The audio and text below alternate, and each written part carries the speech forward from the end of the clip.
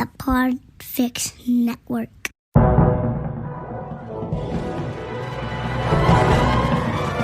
Hello and welcome to episode 224 of the Filmmakers Podcast.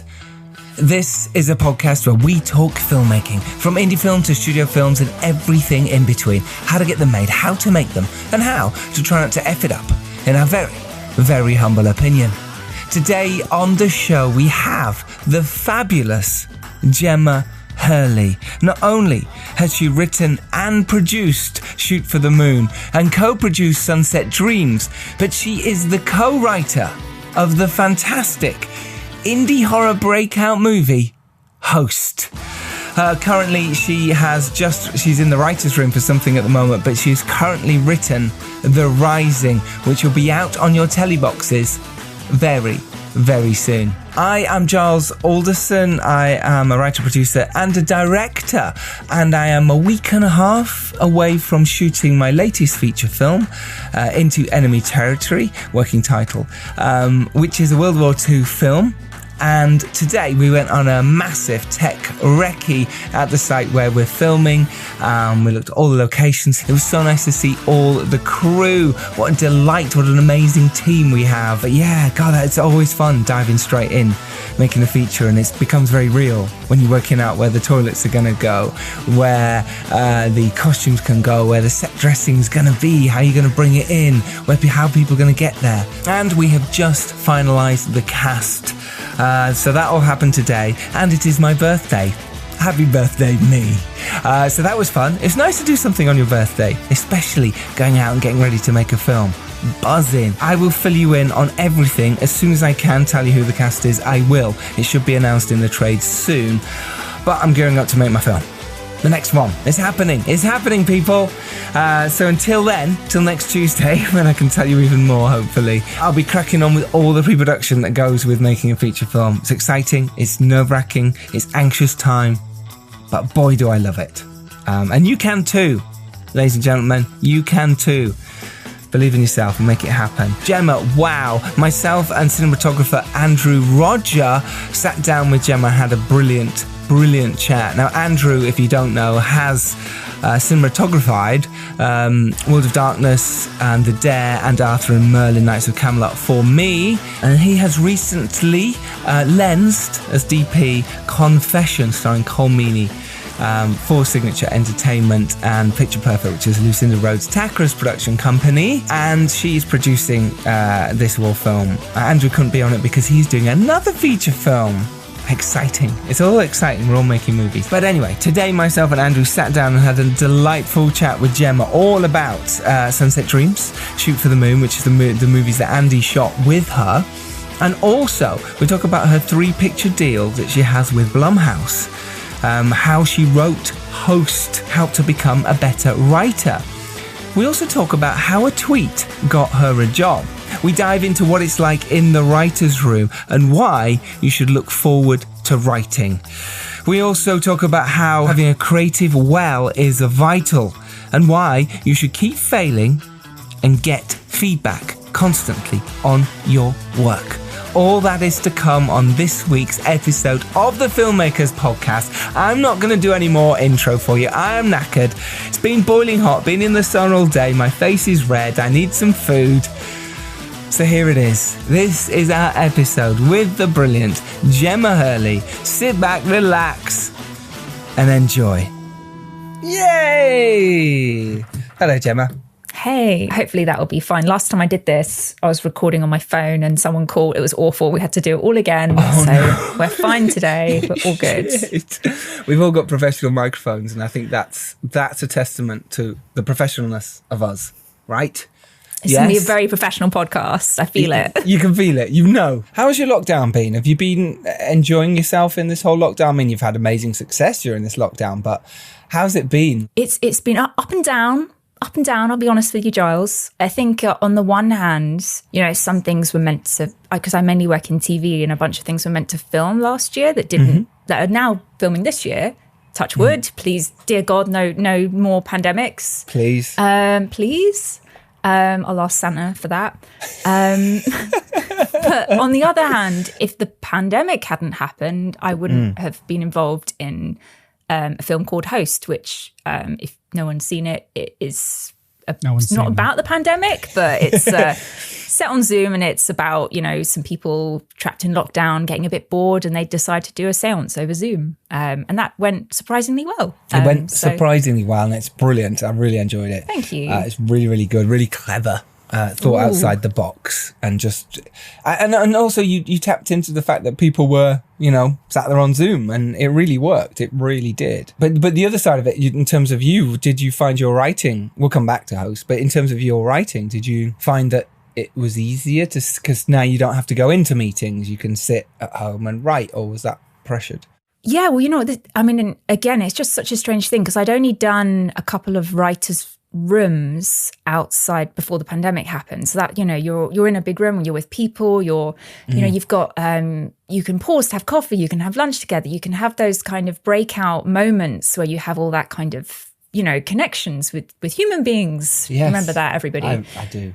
And but now I've been in this situation where I'm in a couple of writers' rooms and they're all over Zoom, which is just a whole other experience in itself. Even just for like one person can speak at a time is just such a very kind of a skill we've all had to learn, I guess, and try and master this year. But yeah, I've really just been doing a bunch of writers' rooms. We wrote Host over Zoom. I've written another film over Zoom with the same guys, Rob Savage and Jed Shepherd. For anyone, they're very cool people. They are. Jed Shepherd has been on the podcast. He has been on an episode he's already. wicked, isn't he? Yeah, you guys know each great. other, you were on Clubhouse a lot. Aren't you, as well? He's joins our room every week, and he hosts it with us. Really, he's great. So yeah, we've become close filmmaking buddies, even though we've never met. It's always that thing where you can become really close. And maybe you're like that with your new writers' rooms. You come really close with people, but you've not actually physically met each other. Oh my God. Yeah, I'd only ever met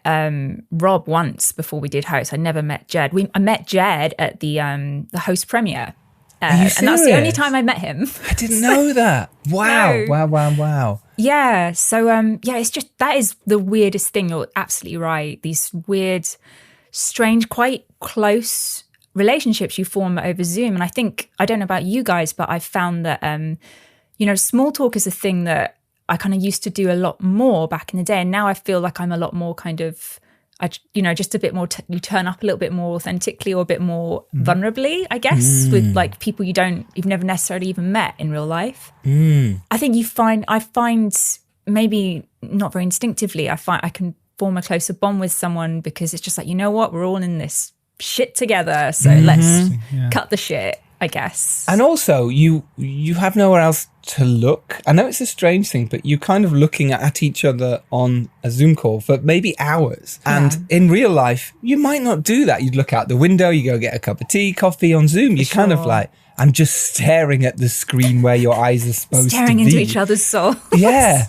And it's a really odd sensation. You feel guilty if you start off doing something. When someone's doing something is they turn their video off. They just go, I'm just going to turn this off for a bit. I need to go do something. It's but there's a lot of benefits to it.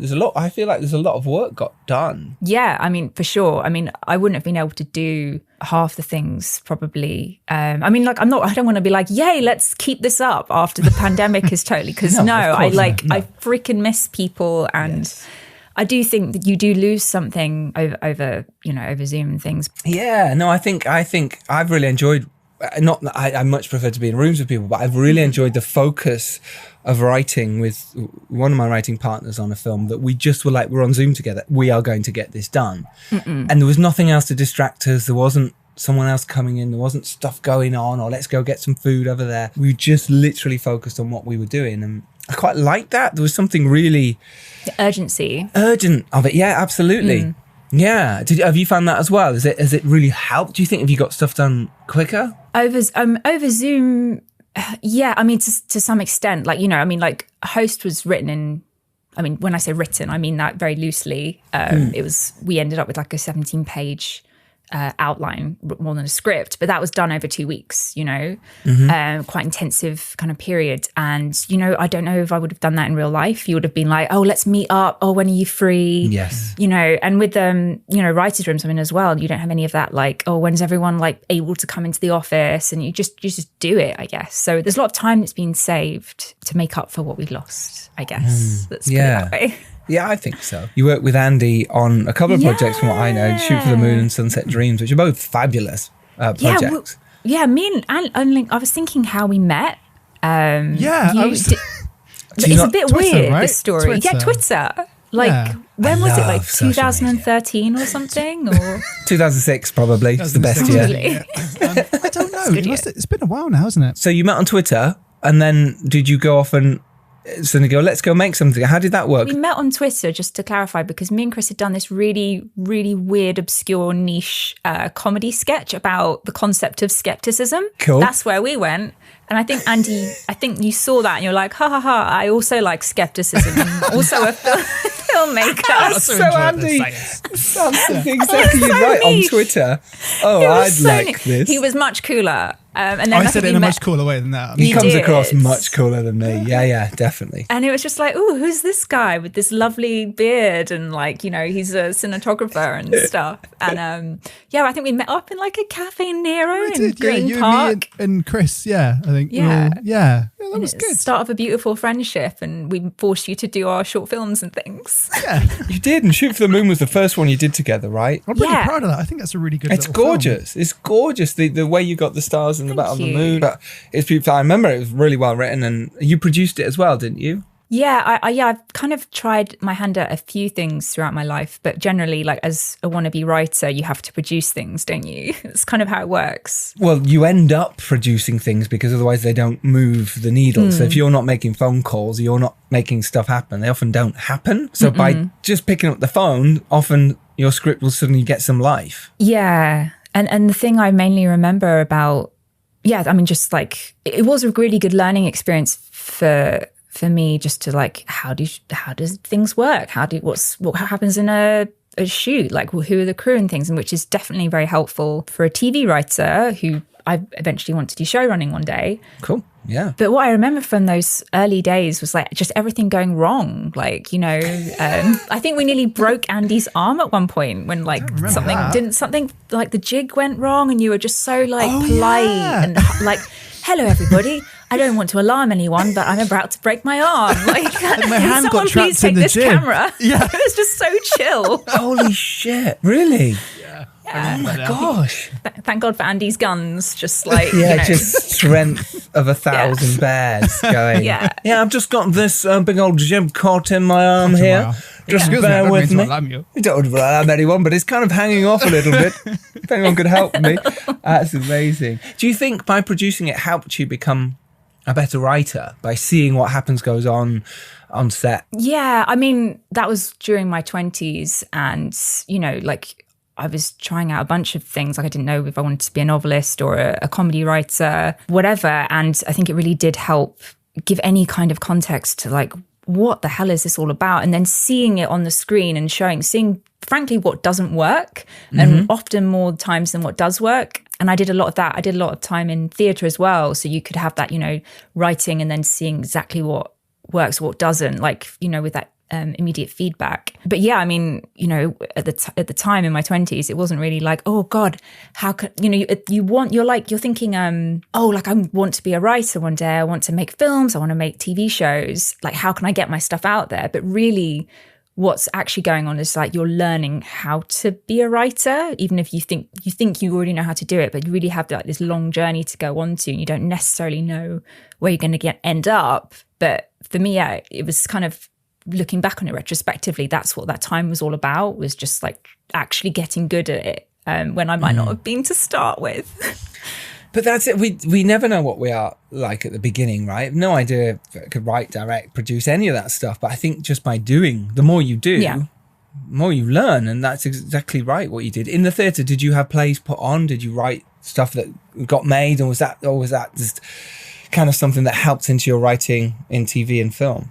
Yeah. So theatre, like I was collaborating with some guys at the time. We did we did a bunch of stuff off West End. We did some stuff at Edinburgh Festival for a couple of years. It was like that classic thing where you're in your 20s, you have no money, you have to quit your part-time job every year to go to Edinburgh Festival. And it's all about raising the money. Oh, there you go, It's like raising that obscene amount of money, like going up there, doing it all. And it's like, oh, great. And now what? And now what? Yeah. You just keep repeating that pattern. And was that Death Ship? Death Ship 666, we took to Edinburgh Festival and another fantasy show as well. Just like comedy, basically.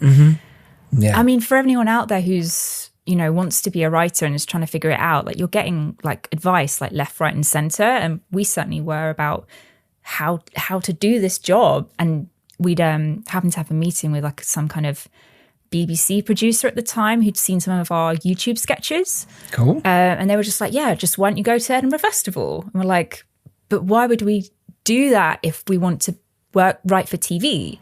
But they were kind of right, even though that never directly led to anything, because eventually we had to be like, okay, this isn't going anywhere. But through that process, we grew, we developed our craft. And that was the kind of most important thing about it, that kind of process that we all have to go through unless you're already a genius, which I was not. So the more you do, the better I feel you get. But you've still got to throw yourself into it. And we will make mistakes. And we're never great from the beginning. No one is really. We might get lucky. But I think you and then it becomes even harder, that luck of a huge hit or whatever straight away. Then it becomes, oh my gosh, how do we follow this up? And in some way, you kind of had that with Host, which is kind of interesting. But oh God, yeah, second difficult album coming right up. Coming right up, right? Yeah, because you got the 3-picture deal with Blumhouse as well, and that's the follow-up, right? One of those is the follow-up coming up, right? Which is already, I believe, shot. Or maybe. Yes, I have not seen it though. I'm very, very intrigued. Because it's one of the, I can't even say the name of it because it gives it away. Sure. But it is one of those films where if we get it right, everyone will be like, oh my God, they're so smart, da da da da da. But if we get it wrong, like everyone will hate us. It's going to be a Marmite film. Like there's no 100% Rotten Tomatoes. It's going to be you love it or hate it. And hopefully we tread that very thin line just right, and we can pull it off. So fingers crossed. Fingers crossed for you, because you all deserve the success from that. Thank you. It's true though. You're fabulous. The fact you just did that and got Host is fabulous. Host is just so cool. And if you haven't seen Host, do go on Shudder. It's worth getting the month subscription and then deleting it just for Host. It really is. Nothing against Shudder, because that's cool as fuck as well to be on Shudder. Yeah. Did you? I mean, all right, let's dive into Host then, because you can't have expected it to blow up as it did. I mean, it was something you were doing, I don't know, or was it? I mean, it was something you were shooting on Zoom or with iPhones taped to your laptops, or was this just another project that let's just see what happens? How was it for you? How was the process? Talk us through it all. That'd be really interesting to know. It was just one of those, and I think this is the biggest lesson for me. It was just a bunch of fun with no expectations, like I'd met Rob Savage, the director and co-writer, like 6 months before for a completely different project. It was like I'd been recommended to him by a producer we both know who, and Rob was looking for like some writers for this different project. So we had a coffee, chatted for like 90 minutes and it was great. It was like, yay, we're talking about ghosts and exorcisms and stuff. He's a cool guy.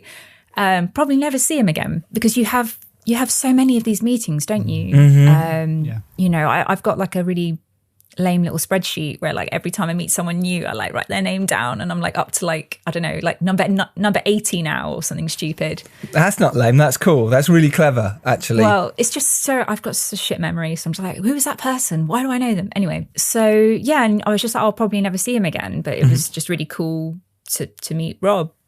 And I mean, I don't know if he remembered me or if it was Twitter, but Rob put out this prank video on Twitter. I don't know if anyone's seen it, which was the kind of catalyst for Host, where he got all of those actors who were in the film and he kind of pranked them. He like said there was like some noises in his attic, and then he went up there like with his Zoom camera and was like, he pushed open the attic, roof and stuff, and he put his camera up there and did a kind of clever switcheroo and played that kind of jump scare out of Wreck with the zombie kid, like that kind of attacks the camera. It's brilliant. And, it's brilliant. All the actors scream. It's fun. And off the back of that, Rob and Jed Shepherd got a lot of attention from different companies who were like, ooh, you know, can you make a film out of this? Because it's lockdown. No one else is shooting any shit. Can you, please, dear God, please, can you? Basically was the message. And I think Jed came up with the kind of Zoom seance idea. I saw that on Twitter and I was just like, oh, yay, well done, guys. Fuck you, you've managed to do something creative. Kind of thing. Like really like, you know, good for you. Good for you. Oh, good for you. We're just going to rub your hair with my knuckles. Yeah. It was that classic, like first, like going into the second month of lockdown kind of time, which everyone kind of, I remember quite nostalgically now. I don't know about everybody else. Nostalgically, those petty days from the second lockdown. How much pasta do we have? Is it enough? Like, the toilet roll thing's fine now. It's the pasta issue. Yeah, it was the pasta, and then everyone would bake. Oh, whatever. So, God, so it was that kind of time, and then Rob messaged me after I sent that tweet. Basically, he was like, "Hey, do you want to help us make the film?" And I was like, yes, please. Yeah, what I just said in my head, I take it all back. I didn't mean it. I'm delighted. Cool. Yeah. So it was really that, and I don't know. I haven't actually asked him directly if he would have otherwise. And then it was just like, you know, we've got 2 weeks. Let's make a story, figure out these characters, figure out what the structure is, because they'd already kind of had quite a clear idea of what scares they wanted to do and what was possible. So it was really just kind of down to the three of us working together to, you know, make any kind of story that we're going to connect with. And that was kind of it, really. And I was just like, oh, that was fun. It was really fun. I just got to watch a lot of horror films, laugh a lot, and not have any kind of huge expectations all the time to second guess yourself. And then it was over. And you know, it came out 12 weeks later, and I could just watch it like any other person, go, holy shit, we did that? That's fun. Isn't that silly? And again, just still assuming no one would even see it because it was just on Shudder at the time. And yeah, we were just blown away. Every day is just like, oh, wow. So Gemma, you wrote on Red Rose before this? Before that, I'd written on a show called Red Rose, which is a kind of a tech horror thriller show, which was meant to be shooting last year, but obviously COVID, and that's shooting this year. Fingers crossed, it's going to be on BBC in the UK and Netflix everywhere else. Yeah, and that was like my only thing I'd done credit-wise before that, you know, or a few other things that kind of like never really took off. But, or the shorts or the plays and stuff. You've done that kind of work, but nothing big. Yeah. The reason I ask is I wanted to ask if obviously like since then have you found you've got loads of supernatural style gigs out of it? Has it mainly been that kind of thing, or have you had all sorts of offers? That's a really interesting question, and now I have to actually think about it. I think it's been super busy since Host happened, but I think even before, look, I'm obviously you can tell by my voice, if anyone who's not met me, I'm a girl. I'm a lady, and I write genre, which is apparently not a thing so much in the UK generally. It's certainly less. Yeah, absolutely. There's definitely less genre writers who are female. Yeah. Well, correct. even to be fair, there's probably less genre writers generally because for some reason the UK does not do genre, which doesn't like it as much. No. Yeah, it's not cool, guys. No, we like BAFTA winners, not we do. Not money winners. Yeah. Thanks. Well, I hope it's changing anyway. I hope there's going to be like a new wave of like fun shit coming out. But anyway, so I think I've been quite fortunate that I, as a female and a genre writer, have come into the industry at a certain time where that's a good thing. Where if I'd come in like 10 years ago, I might have not got any work at all. So I don't know. I generally think it's great for females in general at the moment. And it's about time that, you know, certainly more females are getting their voices heard within genre writing, but also filmmaking as well. It really is a wonderful thing that's changing in our industry right now, that female directors can come in and it's not an issue, you know, that, you know, if it's a horror, you know, or whatever it is. And I think that's really important and I love that. So it's great that has happened and helped you as well. I think we just needed it. It genuinely has helped me. Like, you know, Rob was actively asking for a female writer just because it's like a credit to them. Maybe like 10 years ago, this wouldn't even crossed anyone's mind, but it was like, oh, we're going to do a story about 5 women maybe we should also have a female writer to balance out the room because we already have 2 guys, you know. So I think that's been very helpful to me, and I've been getting loads of genre kind of offers coming through, which is, it's just been really fun. And I just think I'm just coming at a really lucky time. So yeah, hopefully it continues. And also your talent, you know, at the end of the day, you can be lucky. Like I said at the beginning, you can get lucky and make your first film and it's a success, but it's the continuation of that is talent. You know, there's no question about it, because you get found out in this industry very quickly. And, you know, you can see that you've got the talent in oodles, and it's so exciting to see what you've got going forward, for sure. You know, Red Rose sounds amazing. You've got so many other things going as well. Another supernatural thriller I think we can talk about called The Rising. So The Rising got announced very recently. It's a Sky show. I'm doing an episode of that. It's an adaptation. I don't know if anyone saw the Belgian TV show Hotel Bel Séjour. It's a show about like a girl who's murdered and comes back as a ghost and tries to solve her own murder, which is quite cool and spooky. Yeah. And I'm also writing on I can't say what it is because it's not been greenlit, but it's an Amazon fantasy show adaptation. So fingers crossed that all goes off, because that'll be super fun. Super. Is that one of the writing rooms that you're in at the moment? Yeah. Yes. Yeah. Okay. How do you find writers' rooms? On Zoom or just generally? Just knock on the door. Hi. No, I meant, in terms of generally, how does that feel as a screenwriter for you, or a writer, to work with other people in depth and constantly chuck in ideas about what is good about it and what is, well, you don't necessarily have to say the negative things, but how do you find it?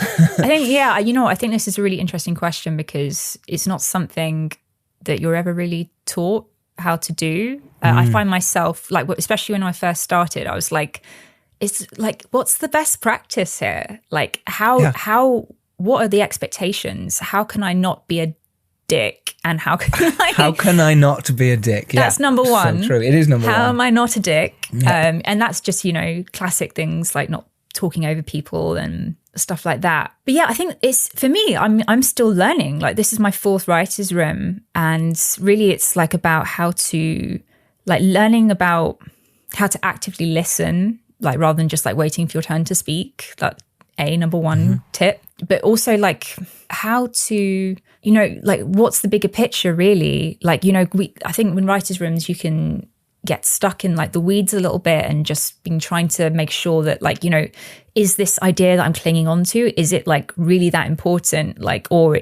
am I just obsessed with this, you know, this thing that isn't really important in the scheme of things? But I think it really just depends on who, and this is not something the UK has necessarily a history of doing, because we do an interesting type of writer's room, which I don't think is what America do, from my understanding. I've never done American room, and they you know, classically they were like, you know, they're 20 weeks long. There's a showrunner, which is very different from a lead writer, which is kind of more the style that we have here.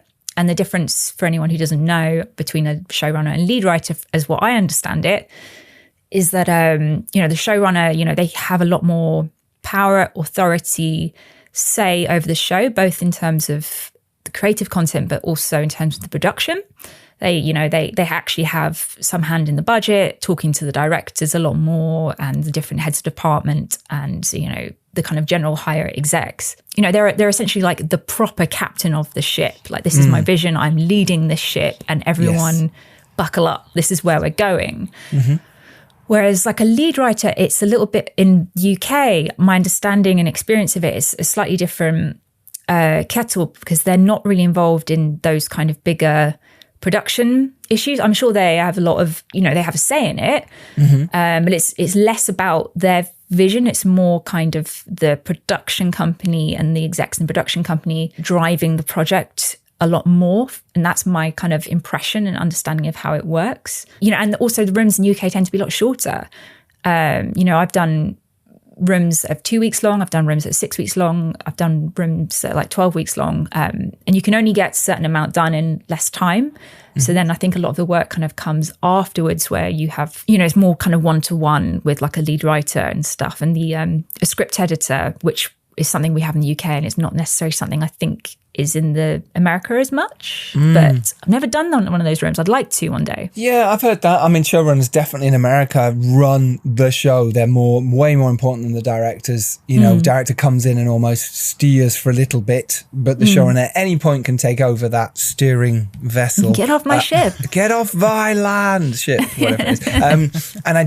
And it's quite, you know, it's a daunting thing, I think, as a director. I've heard a lot of directors come on the podcast who've said that when they've gone into a show like Luke Cage or Eternals or anything like that, and suddenly, you know, the showrunner brings down the neck, you know, it's already got a set look, it's already got a set style with how it's going to shoot. And I imagine the same for you, Andy, as a DP. You know, they've already got a certain look.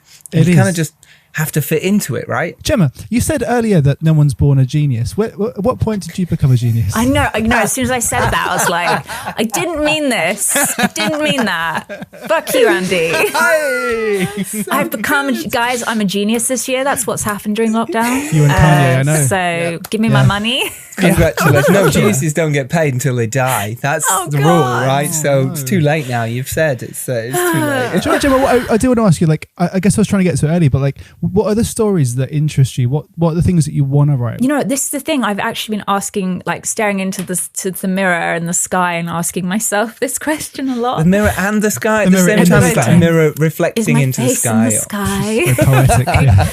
Yeah. Well, it's just because COVID has made everything last longer than it was supposed to. So some things that were supposed to be over and done with have not been. So I'm coming to the end of some things, and you know, you look into your eyes and go, who am I? And what do I want to do next? And I have been asking, I'm desperate basically to do some of my own stuff, but also like I love collaborating with other creatives. It's just like my happy space. And maybe that's just because I'm a coward and I don't want to be the one who's responsible for messing up. But I just like, God, I want to enjoy it. I love working with people who I can have fun with and who aren't dicks, and you know, we all like each other. I think it's so important. Like I say, just finishing this romantic comedy I've been doing with my mate Noel, and it's been such a joy to write it with him. It's been because we've handed it in now. With that point, we messaged each other the other day. I miss you. And we're like, all right, let's get back on the call, because we really enjoy each other's company. We make each other laugh in stupid ways, and it's easy to say, no, that was shit to each other. No, let's not go down that route.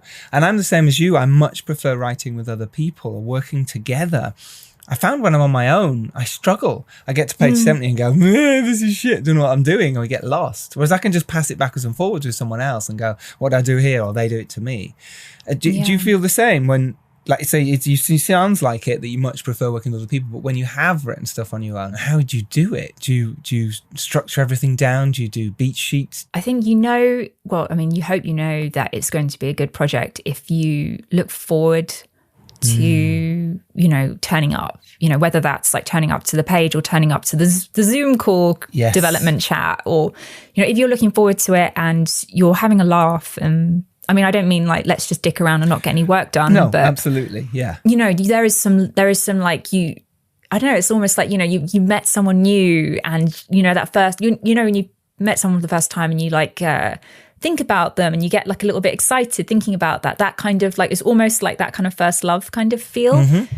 And you know, sometimes that can go the other way, like if the project's not going well and it's just like, oh God, I need to get out of this bad relationship of a project, you know. It's a great way of putting it. It's like a relationship. It's like that first tentative steps of a relationship, and then later on it's a relationship, and to make it work.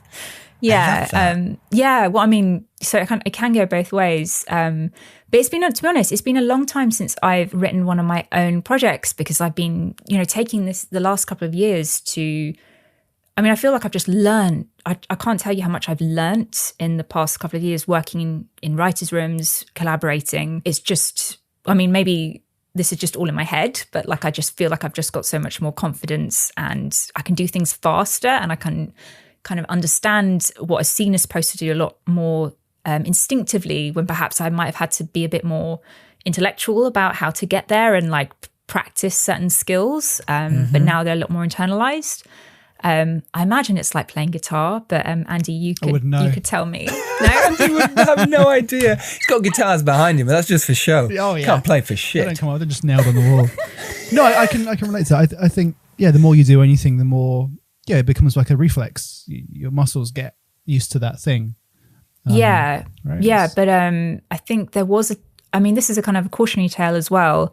I think something I've had to learn, especially during lockdown, is boundaries, like between how much I work and burnout, like really navigating that. Yeah, I don't know how you guys found this, but like I felt maybe especially when I was like, oh God, I need to like get as many credits as possible. I need to get out there. And you have that kind of that fire and dread of like losing your chance, your opportunity. And that meant that I was doing a lot of, 14-hour days every single day, not taking weekends. And after a while, you kind of, your body kind of revolts, I guess. And I found I, stopped enjoying what I was doing because I just was not having the time to rest and fill up that creative well. And I think now I've found a lot more balance. And ironically, now I've given myself a chance to rest and actually switch off. I'm much more productive rather than just being like raggedy, like burnt out all the time. So yeah, I would really just recommend if anyone's starting out there or thinks that the only way to succeed is by like burning themselves, like whipping themselves, it's really counterproductive, and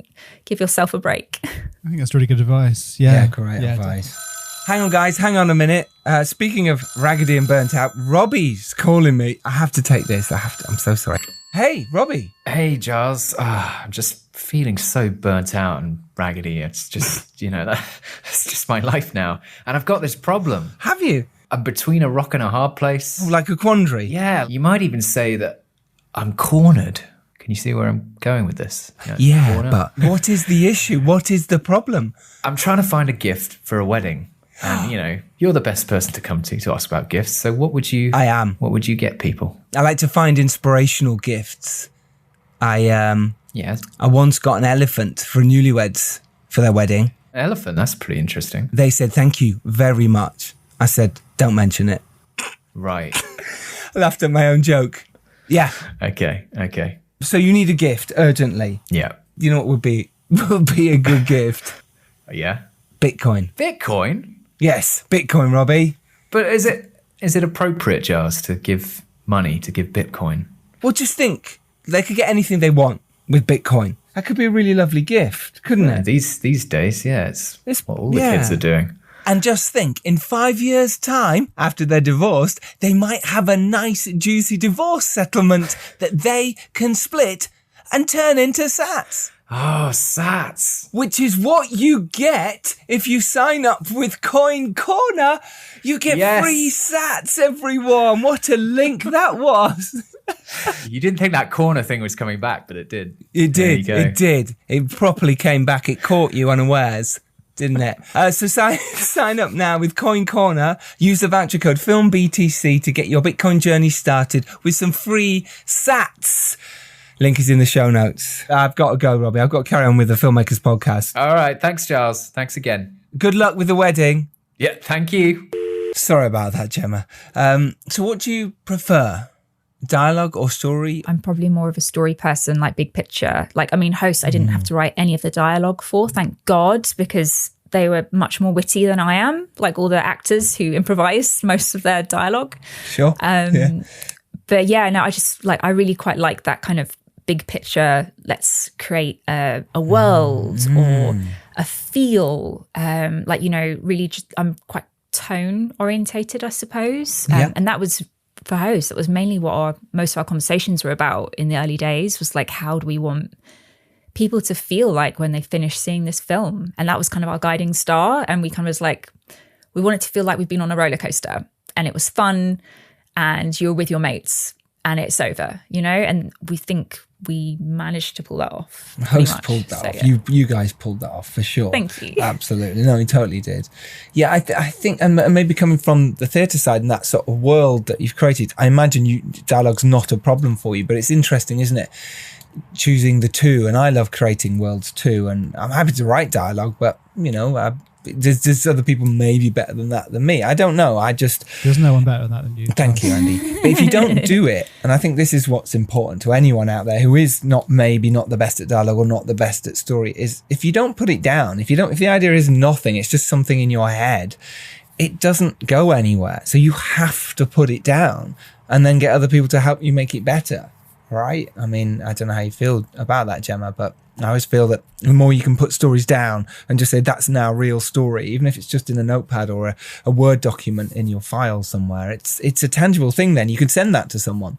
Is that your creative process? Or do you find that you kind of come up with an idea and then you reach out to, like, I'm sorry, Giles, do you like write your own stuff, or do you like tend to collaborate with another writer, or like both? Yeah, both stuff. But I'm like say, I much prefer collaborating now. It's just I find it easier. Like my creative mind sometimes can't compartmentalize everything and go, okay, well, this beat needs to happen here and this one. So by having another writer sometimes helps me do that. Or I can just step away. My brain can step away, and then it's easier for me to see it from an outside perspective. So for me, it's much better. And I wrote for the theatre for years as well. But I just, I don't know. I feel, like you say, sometimes what you said about you feel they were more witty than you. I feel people more intelligent than me in terms of certain dialogue and certain phrases and stuff. And so I like to lean on other people who might be better in that area than me. But I think we can all help each other, I suppose. I think that's really interesting. I think we've all kind of got our own, like in the back of our head, whether we'd say them aloud or not, our own kind of like things we think we're good at and things that we're kind of maybe a bit more self-conscious of. Yeah. And I think sometimes that can be an unhelpful fallacy if you're focusing on, like I find, so for instance, I've been in this writer's room right now, and the things I was anxious about, I've spent so much energy making sure they were right that I'd like missed other things, you know? So you kind of, you can come, for me, I find that I can kind of fixate on trying to like fix your flaws rather than like focusing on the things that you're naturally good at. But yeah, I don't know if that applies. Do you find that as well, or? Yeah, totally. Like with Johnny Grant, who we wrote The Dare together, he's much more structurally, potentially, but he's certainly the intelligent side, whereas I'd go out with the fun side and go, okay, well, let's try this, try that. And I don't know, I think that having the right writing partner is important as well. Like you said before, you have to sometimes, when it's not working anymore and let's step away. And that's hard to do as a young writer who's, they've spent years maybe trying to write something with someone else, and then suddenly you go, this isn't working, is it? It's really hard to let it go. But sometimes you have to, because you've invested so much in any relationship. As it's the same with projects. It's like it's kind of like that concept of a sunk cost, isn't it? It's like, well, I've already put so much energy into it. Yes. Like, I can't if I let go of it now, all of that was for nothing. So it's like, let's keep putting energy into it. And, it's like when you're trying to lose weight and you buy ice cream. Isn't that classic thing? It's like, oh, but I shouldn't eat this ice cream, but I've already paid for it. And it's just like, no, you don't. It's sat there in the freezer and it'll only get frostbite. Don't punish yourself twice. Yeah. That's a great analogy. Yeah, I like that. What about structure then for you in terms of, if you were to write something now, a feature on your own or even with someone else, how would you go about it? It'd be really nice to sort of hear your process if you've got one or whatever that might be. Before I'd got to structure, I'd go back to the thing I was talking about tone and how do I want it to feel. And I think structure is, subtly quite involved in that. So for instance, I know we've all like read those classic books, Save the Cat, yada yada. We all know those rules and they're helpful sometimes, but it's also good to know when, to throw that away. And I think that comes back to how you want your film to feel and how you want to surprise your audience. And I think, Host is a good example of that, because we do break a lot of rules structurally in that, it's quite a top heavy film. Like, I think the first act is like, about 40 minutes, 40% of the film, or even 50% of the film, and the final act is like 5 minutes or something. It's really lopsided, janky structure. But I think that goes into, again, like going back to how do we want this film to feel? And we want it to feel like you're on a roller coaster. You're going click, click, click, click, click, click, click up, like taking your time, and then like really fast towards the end. So you feel like you have this adrenaline rush. But that's not technically how, classically, that what we're taught is meant to be a lot more like balanced structurally than that. So yeah, I think that would be my first thing. Like, what, depending on the project, like what do we want it to feel like, and how can our structure emulate that? I'll try and think of some other examples, but I can't right now because, Andy, I am not a genius. So whoa, there we go. I love that about tone. Yeah, I think that's really important. Also, touch on the fact that who is it aimed at. And I think with Host, you knew who the audience was. You knew the type of people who would like this movie. Therefore, you can aim it there. And certainly with The Dare, we knew exactly who our audience was. The latest romantic comedy, I know who the audience is. And I think that's really important when you're starting out, or certainly when you're starting out any project. I think it just helps to go, okay, is this a 12? Is this a PG? Is this an 18? It really does dictate how you write it, because, you know, and it's important to do that early on, I think. You might not know and you can change it, but I think you've got to have I like to have a decision. It's like, this is what we're aiming for. Otherwise, it's wishy-washy. I agree. And I think the other thing you said there about audience, I think something to touch on is I think our audiences are much more sophisticated these days, and it's so much harder to surprise them. And they kind of either consciously or unconsciously, they know the story structure that, you know, that we've all learned because they've seen it a million times in the movies that they've watched. They know, you know, like at the midpoint, this thing happens. They know, you know, etc. They know the hero's journey unconsciously. Yes. And that's, I think, what's quite interesting now, especially in the horror genre, where, like, you know, horror fans are just such, you know, essentially like awesome nerds. They know all the tropes. They know, you know, it's how can you surprise them, and structure comes into that. I think a really good example I saw of that is probably Green Room. Have you guys seen Green Room? Yeah, I love Green Room. Yeah. Really interesting. Yeah, where it just really, for me, it just like changed the structure of that film. Was just like, oh, I feel like we're coming to the end of the film now, and we're at the midpoint. Like, you know, because I've been taught that's what should happen at the end of a film, and I, you know, just using that to kind of subvert our expectations. You know, I'd like to do more of that. I like that. I mean, with romantic comedy, sometimes you do have to sort of fit the formula a little bit, but I certainly think with horrors, we're allowed to play with tropes and play with, you know, genre movies. Why not? I do think there's a lot of people get het up on that, because, you know, the first book on a producer's desk in Hollywood is Save the Cat or whatever, so they expect it to be a certain way, and sometimes you do need to sort of play the game a bit. But also, I think, fuck it, if you've got a cool idea like Host, you go, well, fuck it, we're doing it our way. We're making it, what, 57 minutes, I think it is? Yeah, pretty much, yeah. And you go, with the credits, you just go, and in fact, was it on Sky Movies recently? One of them, I saw it, and it had the extras at the end as well, like the Zoom meetings. Yes. I really enjoyed that. Yeah, it was like your own actual. How should we do this? Where's Jed gone? Did you see the seance that we did? The real one? The real seance that you did at the end. It's really interesting. That was the first time I met the cast, actually, when we did a real seance. Really? Yeah, so it was just like, who are these people? And we're the real medium. Oh my God. Oh my God. Yeah, no, I loved it. It was really interesting how the actors were quite similar to their characters, and I know they were playing on those tropes as well, but I loved that. I thought it was brilliant, and I can see why you're going to carry on with that team, if you like. So obviously we can't give too much away about your next one, but I love that. I think that's wonderful. Me and Andy talk about this a lot, bringing the same team up and bringing them together. You know, you have a relationship, why not, if you have success, go on that journey together? I think that's really lovely. It's really nice. Yeah, hopefully you'll still be saying that after the next film. We enjoyed making it, like our roles. Thing, right? Yeah, we did. Our role, and it was quite interesting. Our roles kind of changed. Like in the first film that we did, like, because I didn't know them, I was a lot more kind of like, I am the serious writer. You know, I am doing, you know, I'm here to bring us, like, sort out these relationships and the structure. And you can do all the fun, like, stunts and shit. Where in this one, we really, like, it was a lot more relaxed and a lot more kind of, I don't know, I don't want to give too much away again, but like, we just kind of, me and Jed were kind of like trying to like out prank Rob a little bit and like try and like wind him up and stuff. But yeah, it was fun.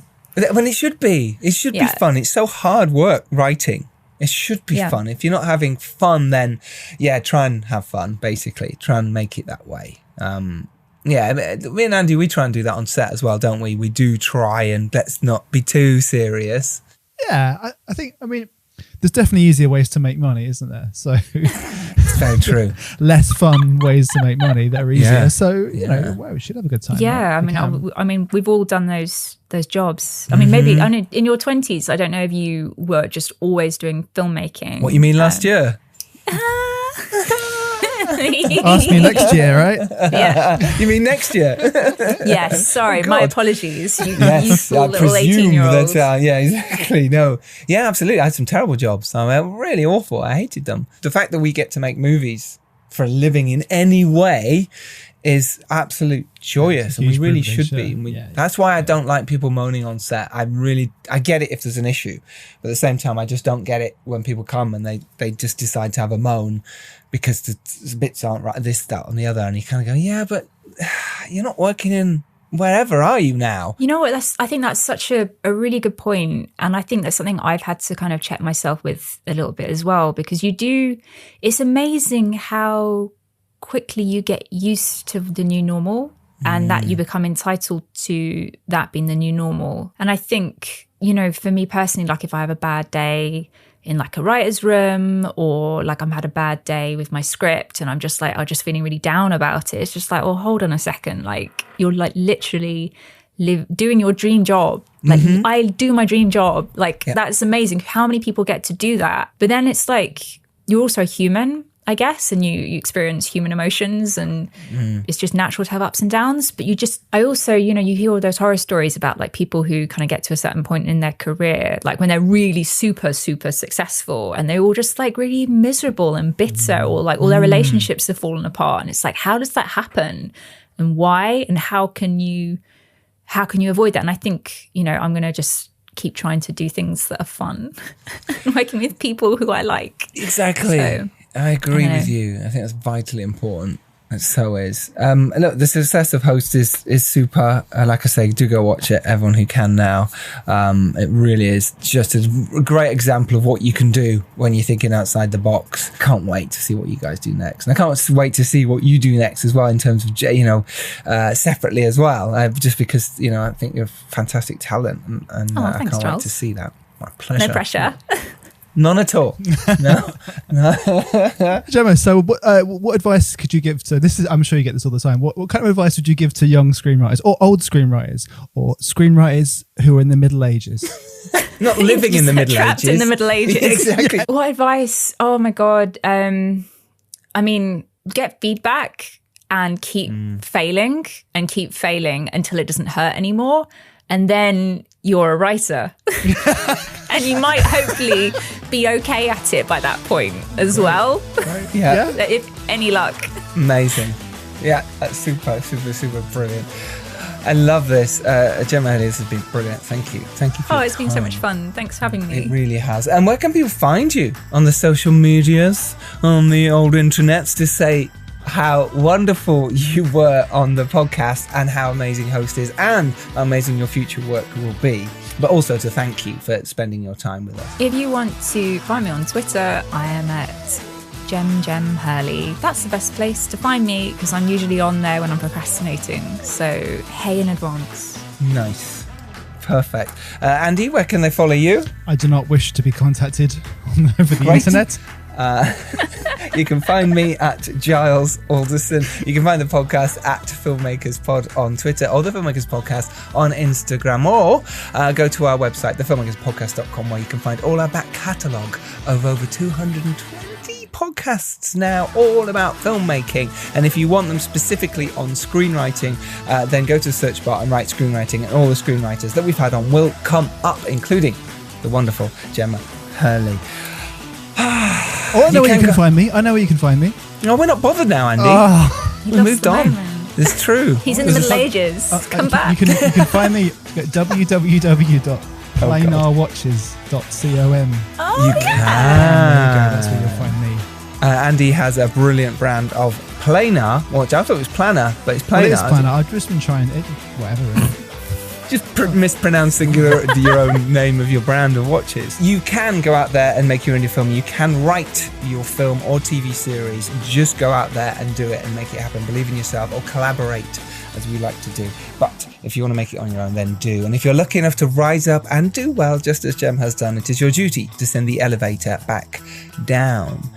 We will see you all next Tuesday. As always, keep smiling. Keep smiling. Gemma, thank you so much for your time. You've been wonderful. Thank you. It's been so much fun. Thanks for having me, guys. Pleasure. Take care, everyone. Speak to you soon. Bye-bye. Bye-bye. Bye-bye. Bye-bye. Bye. Bye. Bye. Bye bye.